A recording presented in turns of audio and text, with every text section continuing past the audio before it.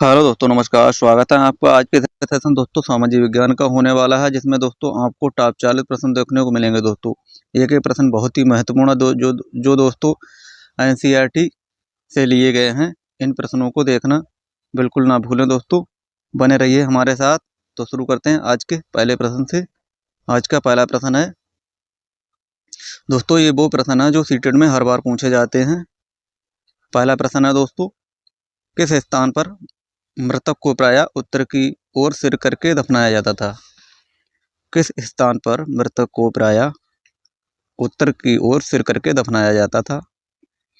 तो दोस्तों किस स्थान पर? इनाम गांव में, बुरुज होम में, मेहरगढ़ में या भीम बेटका में? तो दोस्तों ये पिछले वर्ष प्रश्न आया हुआ है। तो ये कौन सा है दोस्तों? ये इमाम गांव है, इनाम गांव दोस्तों। ऑप्शन नंबर ए इसका सही उत्तर हो जाएगा। इनाम गांव में दोस्तों जो मृतक का दोस्तों उत्तर की ओर सिर करके दफनाया जाता था। ऑप्शन नंबर ए इसका सही उत्तर हो जाएगा, इनाम गांव। प्रश्न नंबर 2, विशिष्टतावाद के सिद्धांत को इनमें से किसने विचाराधीन प्रस्तुत किया?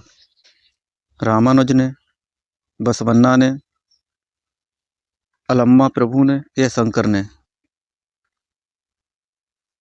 तो किसने विचाराधीन किया दोस्तों? ये रामानुज ने, रामानुज ने। ऑप्शन नंबर ए इसका सही उत्तर हो जाएगा, रामानुज। प्रश्न नंबर 3 है। प्रश्न नंबर 3 है, उच्च प्राथमिक स्तर पर कौन सा विषय सामाजिक अध्ययन में शामिल नहीं है? दर्शन शास्त्र, इतिहास, राजनीति शास्त्र, भूगोल? तो शामिल दोस्तों कौन सा नहीं है दोस्तों? ये दर्शन शास्त्र ये शामिल नहीं है। इतिहास, राजनीतिक और भूगोल दोस्तों ये तीनों शामिल हैं। प्रश्न नंबर 4, मैत्री और दक्षिण गंगोत्री नामक भारत के शोध संस्थान निम्नलिखित महाद्वीपों में से कहाँ स्थित हैं? मैत्री और दक्षिणी गंगोत्री नामक भारत के शोध संस्थान निम्नलिखित में से कौन से महाद्वीप में स्थित हैं? Africa, Antarctica, Europe, Australia? प्रश्न नंबर 4, तो ये option number B, Antarctica. Option number B इसका सही उत्तर हो जाएगा, ऑप्शन नंबर बी। चलते हैं प्रश्न नंबर 5 पर। जो क्लास में नए हैं दोस्तों वो सेशन को लाइक और सब्सक्राइब कर लें। निम्नलिखित में से कौन सी गर्म धारा है? गर्म धारा आपको बताना कौन सी हो जाएगी? क्यूरोसियो धारा, लैब्राडोर धारा, कनारी धारा, क्यूराइल धारा? तो गर्म धारा इसमें पूछी, गर्म धारा कौन सी हो जाएगी? प्रश्न नंबर 5। तो दोस्तों गर्म धारा दोस्तों हो जाएगी इसमें से क्यूरोसियो धारा। ऑप्शन नंबर ए क्यूरोसियो धारा इसका सही उत्तर हो जाएगा। भारत के किस क्षेत्र को छोटा तिब्बत कहा जाता है? भारत के किस क्षेत्र को छोटा तिब्बत कहा जाता है? हिमाचल प्रदेश, लद्दाख, अरुणाचल प्रदेश या सिक्किम? तो छोटा तिब्बत दोस्तों किसे कहा जाता है? तो ये कहा जाता है दोस्तों लद्दाख को। ऑप्शन नंबर 20 का सही उत्तर हो जाएगा, लद्दाख।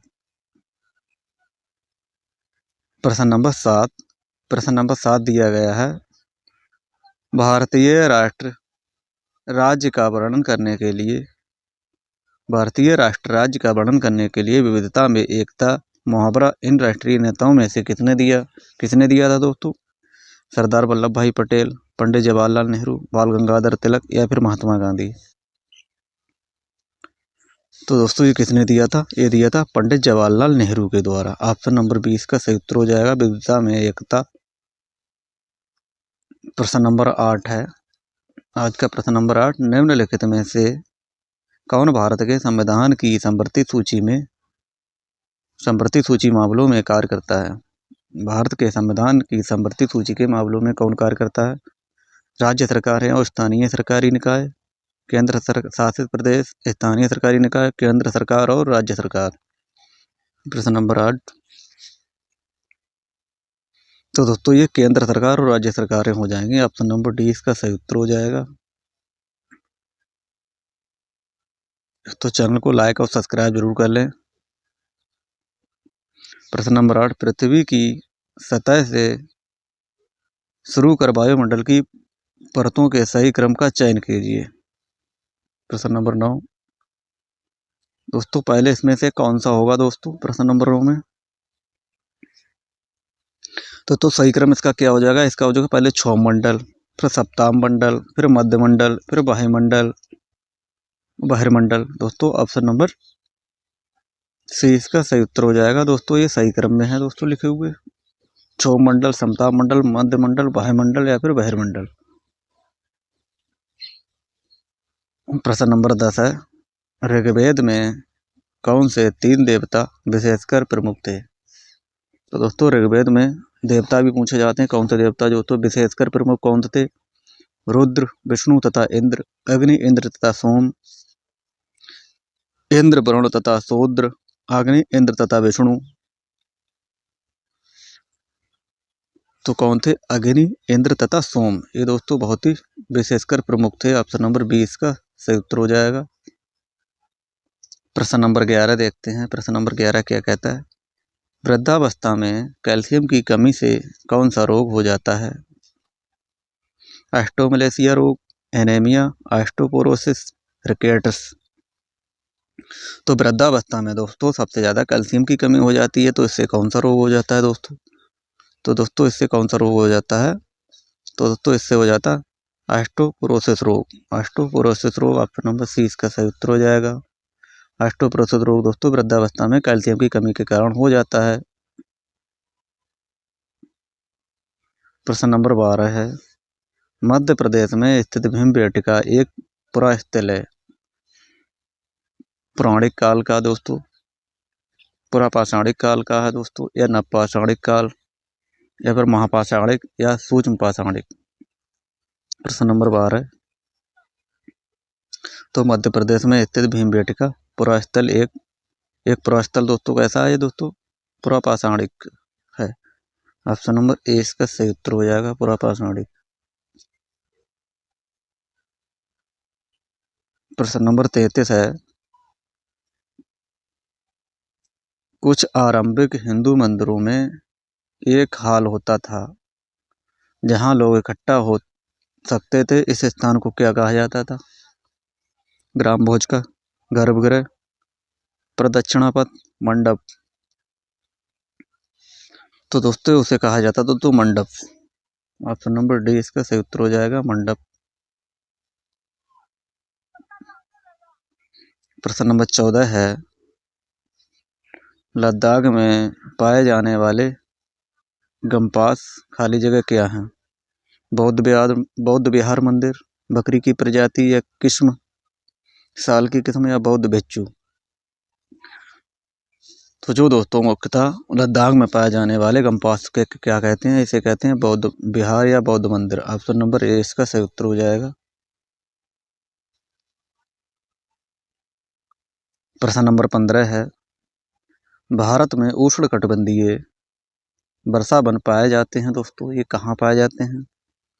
मध्य प्रदेश में पाए जाते हैं, या फिर हिमाचल प्रदेश में, या अंडमान निकोबार द्वीप समूह में, या फिर राजस्थान में। तो दोस्तों ये कहाँ पाए जाते हैं? ये पाए जाते हैं अंडमान निकोबार द्वीप समूह में। ऑप्शन नंबर सी इसका सही उत्तर हो जाएगा। ऑप्शन नंबर सी इसका सही उत्तर हो जाएगा। दो भारत में उष्णकटिबंधीय वन पाए जाते हैं अंडमान निकोबार द्वीप समूह में।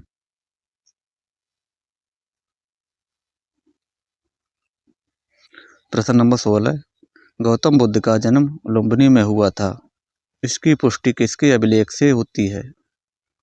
समुद्रगुप्त, हर्ष, अशोक, पुलकेशियन द्वितीय। प्रश्न नंबर 16, पुलकेशियन द्वितीय।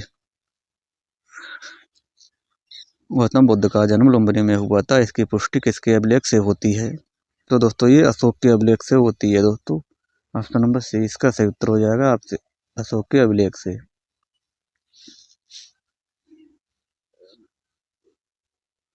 प्रश्न नंबर 17 है, निम्नलिखित में से कौन सी नदियां सुंदरबन डेल्टा का निर्माण करती हैं? महानदी एवं गोदावरी, कृष्णा एवं कावेरी, गंगा एवं ब्रह्मपुत्र, नर्मदा एवं तापी। प्रश्न नंबर 17 है, तो सुंदरबन का सुंदरबन डेल्टा का निर्माण करने वाली दोस्तों नदियां कौन सी हो जाएगी? गंगा एवं ब्रह्मपुत्र हो जाएंगी। ऑप्शन नंबर सी इसका सही उत्तर हो जाएगा। चलते हैं दोस्तों प्रश्न नंबर 18 पर। प्रश्न नंबर 18 है, निम्नलिखित में से कौन सा महाद्वीप आकार में सबसे छोटा है? दक्षिणी अमेरिका, अफ्रीका है दोस्तों, या यूरोप है, या ऑस्ट्रेलिया। प्रश्न नंबर 18, तो दोस्तों सबसे छोटा महाद्वीप दोस्तों कौन सा हो जाएगा? दोस्तों ये ऑस्ट्रेलिया। ऑप्शन नंबर डी इसका सही उत्तर हो जाएगा। प्रश्न नंबर 19 देखते हैं। प्रश्न नंबर 19 में पूछा गया है, विश्व में भारत का सबसे ऊंचा सड़क मार्ग निम्नलिखित में से कौन सा है? सबसे ऊंचा सड़क मार्ग निम्नलिखित में से कौन सा हो जाएगा? शिलांग, सिलचर, उधमपुर, श्रीनगर, ईटानगर, घासीघाट, मनाली या लेह। तो प्रश्न नंबर 19 का option number D Manali Leh इसका सही उत्तर हो जाएगा। Option number D.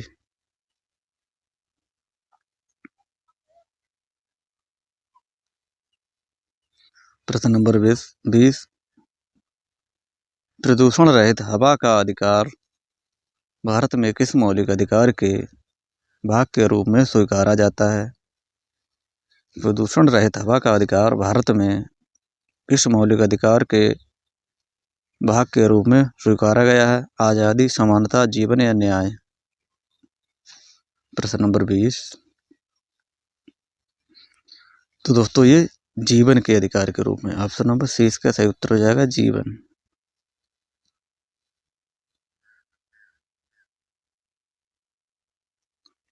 प्रश्न नंबर 21, राष्ट्रीय पाठ्यचर्या की रूपरेखा 2005 प्रस्तावित करती है कि भूगोल पढ़ाया जाए, जिससे क्या होगा दोस्तों?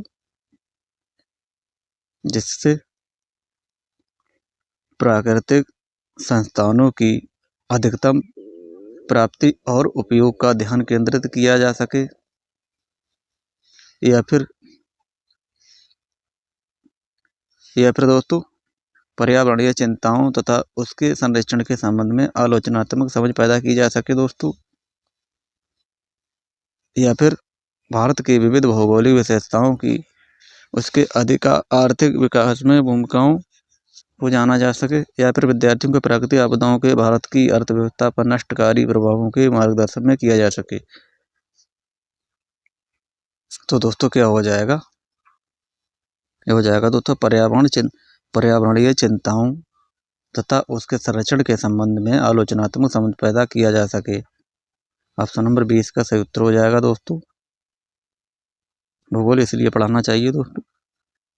प्रश्न नंबर 22 देखते हैं। प्रश्न नंबर 22 क्या कहता है? सामाजिक विज्ञान में आकलन को बल देना चाहिए। क्यों देना चाहिए? अधिगमकर्ताओं को सूचना को याद करने का मापन दोस्तों, याद करने का मापन, ये गलत हो जाएगा दोस्तों। अपने अधिगम को विभिन्न दैनिक पद्धतियों से जोड़ने के अधिगमकर्ताओं की क्षमताओं का मूल्यांकन करना, तो सही हो जाएगा। अपने दैनिक परिस्थितियों से जोड़ने के लिए उन अधिगमकर्ताओं की पहचान करना जो असफल हैं, गलत। अधिगमकर्ताओं की कक्षा में लेखन की क्षमता को जांचना। तो ऑप्शन नंबर 20 का सही उत्तर हो जाएगा। ऑप्शन नंबर 20 का सही उत्तर हो जाएगा। सामाजिक विज्ञान में आकलन को बल देना चाहिए, तो ऑप्शन नंबर बी के अनुसार। प्रश्न नंबर 23, सूचना को छोटे छोटे भागों में बांटकर अंश तथा पूर्ण में संबंध स्थापित करने की योग्यता है। विश्लेषण करना, स्मरण या बोध, या फिर प्रयोग करना। सूचना को छोटे छोटे भागों में बांटकर अंश तथा पूर्ण से संबंध स्थापित करने की योग्यता क्या है? यह विश्लेषण करना। ऑप्शन नंबर ए इसका सही उत्तर हो जाएगा, विश्लेषण करना।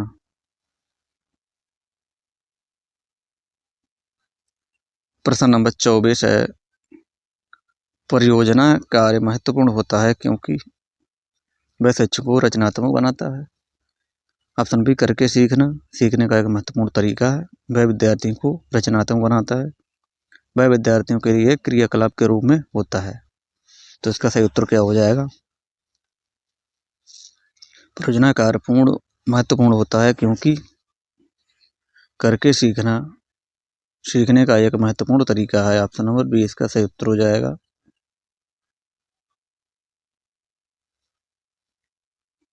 प्रश्न नंबर 25, निम्नलिखित में से कौन सी अन्योन्य पारस्परिक अधिगम की विशेषता है? शिक्षक सक्रिय रूप से शिक्षण अधिगम प्रक्रिया को आगे बढ़ाते हुए परस्पर आदान प्रदान करता है। शिक्षिका विद्यालय में कार्य करते हुए अपनी शिक्षा को पूरा करती है। सीखने का उत्तरदायित्व विद्यार्थियों और शिक्षक दोनों के द्वारा साझा किया जाता है। या फिर भूलने के कारणों को संबोधित करते हुए सीखना अग्रसरित होता है। तो ऑप्शन नंबर सी इसका सही उत्तर हो जाएगा। प्रश्न नंबर 25 का ऑप्शन नंबर सी सही उत्तर हो जाएगा। सीखने का उत्तरदायित्व विद्यार्थियों और शिक्षक दोनों के द्वारा साझा किया जाना चाहिए। प्रश्न नंबर 26 है, गरीबी को पढ़ाते समय कौन सी व्यूह रचना सबसे ज्यादा उचित होगी?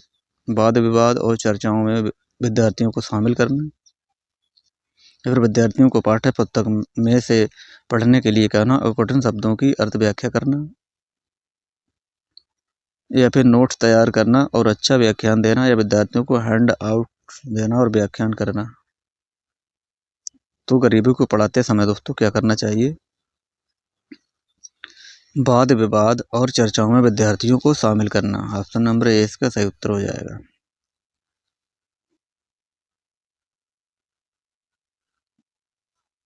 प्रश्न नंबर 27, आदिवासी विषयक परिचय कराने के लिए सर्वोत्तम सम्मानजनक नीति कौन सी होगी? उनके आदिम और देहाती भूतकाल पर चर्चा करना, उन्हें संपन्न और शक्तिशाली वनवासी के रूप में चित्रित करना, उनकी रंगीन वेशभूषा को प्रदर्शित करना, जनजातीय गानों और नृत्यों को पर्दे पर दिखाना। प्रश्न नंबर 27, तो क्या इसमें सही हो जाएगा? प्रश्न नंबर 27 का तो क्या हो जाएगा? उन्हें संपन्न और शक्तिशाली वनवासी के रूप में चित्रित करना।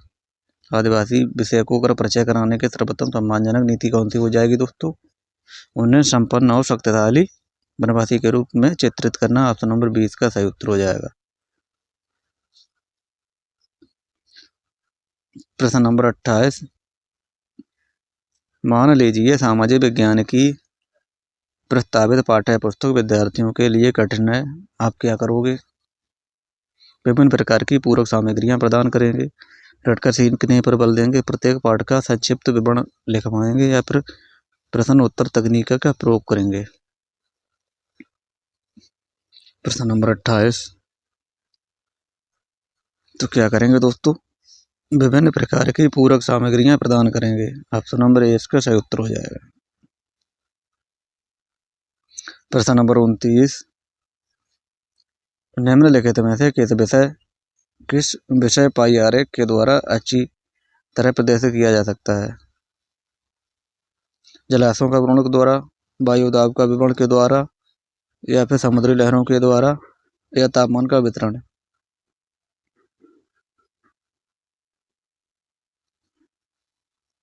तो दोस्तों ये जलाशयों का वितरण के द्वारा ऑप्शन नंबर ए इसका सही उत्तर हो जाएगा।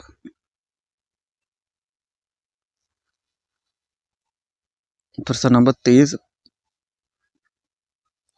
पंचवाणी और बीजक में निम्नलिखित में से किस महान हस्ती के छंद और विचारों को संरक्षित किया गया है? कबीर, गुरु नानक, रविदास या मीराबाई। प्रश्न नंबर 30, तो दोस्तों किसे कबीर को किया गया? ऑप्शन नंबर ए इसका सही उत्तर हो जाएगा।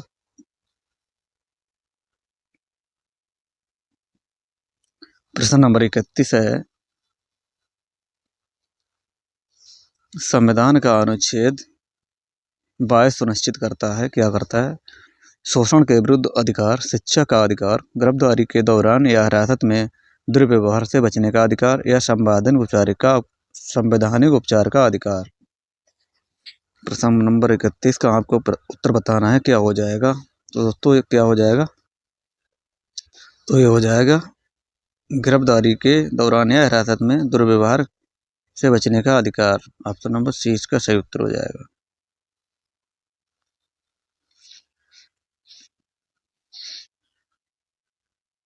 प्रश्न नंबर 32, निम्नलिखित में से कौन राज्यसभा सदस्यों का चुनाव करता है?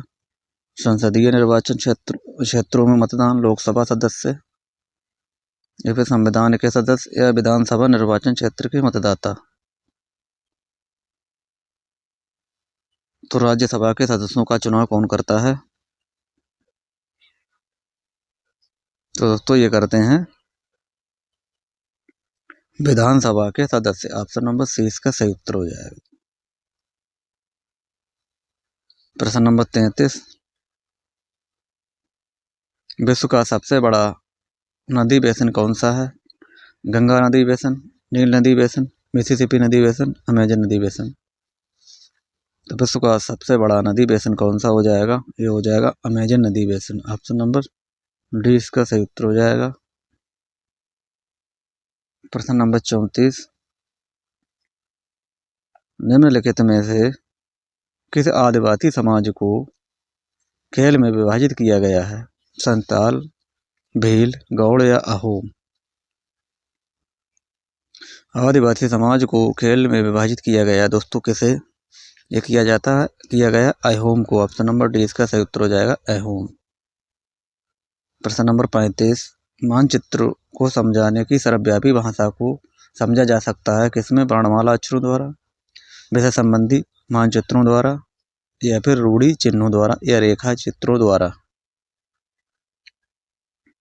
तो किसमें समझा जा सकता है दोस्तों? मानचित्रों की सर्वव्यापी भाषा को समझा जा सकता है दोस्तों किस प्रकार से? तो ये रूढ़ि चिन्हों के द्वारा। ऑप्शन नंबर सी इसका सही उत्तर हो जाएगा। प्रश्न नंबर 36, निम्नलिखित में से कौन सी नदियां सुंदरबन डेल्टा का निर्माण करती हैं? महानदी एवं गोदावरी, कृष्णा एवं कावेरी, गंगा एवं ब्रह्मपुत्र, नर्मदा एवं तापी। तो सुंदरबन का निर्माण करने वाली नदियां कौन सी हो जाएंगी दोस्तों? ये हो जाएंगे गंगा एवं ब्रह्मपुत्र। ऑप्शन नंबर सी इसका सही उत्तर हो जाएगा। प्रश्न नंबर 37 है, ऋग्वेद मूल रूप से निम्नलिखित में से किस भाषा में रचा गया है? पाली, संस्कृत, प्राकृत या ब्राह्मी। तो ऋग्वेद की बात करें दोस्तों तो ये ऋग्वेद संस्कृत भाषा में रचा गया है। ऑप्शन नंबर 20 का सही उत्तर हो जाएगा संस्कृत भाषा। प्रश्न नंबर 38, निम्न में से कौन सा विविधता को बढ़ावा देता है? अपने गांव जाना, रेलगाड़ी में यात्रा करना, अपनी मातृभाषा में बोलना, अपने त्योहारों को मानना। प्रश्न नंबर 38, तो विविधता को दोस्तों कौन बढ़ावा देता है? ये देता है अपनी मातृभाषा में बोलना। ऑप्शन नंबर सी इसका सही उत्तर हो जाएगा। प्रश्न नंबर 39 है, भारत में आरंभिक मानवों पर समझ के लिए निम्नलिखित में से किसे एक प्राथमिक स्रोत के रूप में जाना जाता है? मध्य प्रदेश की शैल चित्रकला, कंडला शैली चित्रकला, गिरनाल का शैल अभिलेख या पादशाहनामा चित्रकला। प्रश्न नंबर 39, तो 39 का ऑप्शन नंबर है मध्य प्रदेश की शैल चित्रकला। ऑप्शन नंबर ए इसका सही उत्तर हो जाएगा। दोस्तों ये है आज का अंतिम प्रश्न। प्रश्न नंबर 40 क्या कहता है? प्रतिशत के अनुसार पृथ्वी के वायुमंडल में कौन सा प्रमुख संघटक है? हीलियम, ऑक्सीजन, कार्बन डाइऑक्साइड या नाइट्रोजन। तो प्रतिशत के अनुसार दोस्तों वायुमंडल में कौन सा प्रमुख संघटक है दोस्तों? ये हो जाएगा नाइट्रोजन, जो कि दोस्तों 78% पाया जाता है दोस्तों। ऑप्शन नंबर डी इसका सही उत्तर हो जाएगा। दोस्तों ये रहे आज के टॉप 40 प्रश्न। दोस्तों आपने इन 40 प्रश्नों में से कितने प्रश्न सही किए हैं कमेंट बॉक्स में जरूर बताएं दोस्तों। और दोस्तों जो चैनल पर नए हैं वो चैनल को लाइक और सब्सक्राइब करना ना भूलें। एक ही प्रश्न दोस्तों एनसीईआरटी से लिया गया था। तो दोस्तों उम्मीद है कि आपने चैनल को लाइक और सब्सक्राइब कर दिया होगा दोस्तों, और आपको प्रश्न ये जरूर दोस्तों पसंद आए होंगे। और दोस्तों जिसने इन 40 प्रश्नों में से दोस्तों 20 प्रश्न सही किए हैं दोस्तों, वो सीटेट में लगभग 28 से 29 प्रश्न उत्तर 28 से दोस्तों 29 क्वेश्चन सही करेगा दोस्तों। आज के लिए इतना ही, मिलते हैं दोस्तों कल, तब तक के लिए धन्यवाद।